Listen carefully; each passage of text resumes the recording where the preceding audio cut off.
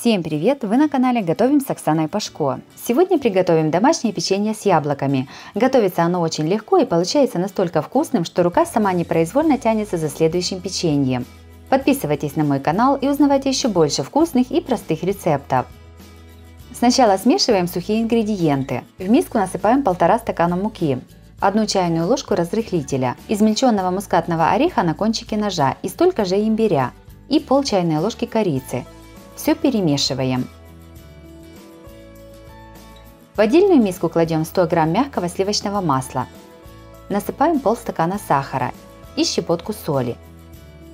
Все взбиваем миксером примерно 2-3 минуты до побеления масла.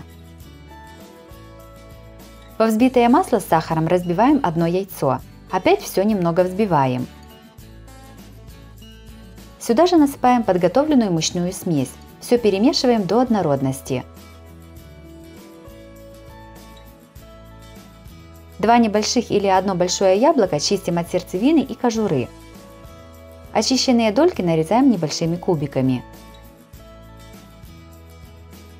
Нарезанное яблоко кладем в тесто и все перемешиваем. Также у меня на канале есть и другие рецепты домашнего печенья. Смотрите их в моем плейлисте по ссылке на экране или в описании под видео. Из приготовленного теста скатываем небольшие колобки. Для того, чтобы тесто не липло к рукам, смачиваем их водой.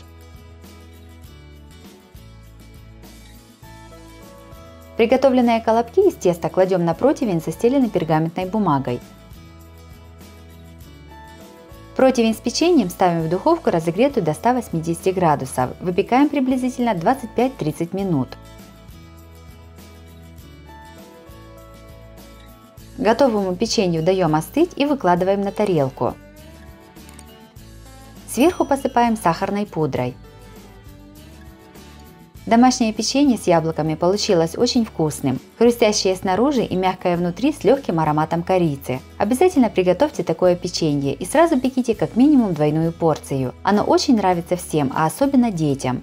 Если вам понравился рецепт такого печенья, то обязательно ставьте лайк и пишите комментарии. Подписывайтесь на мой канал, чтобы не пропустить новые видео, они выходят каждый день. С вами была Оксана Пашко. Готовьте вкусно, готовьте с удовольствием.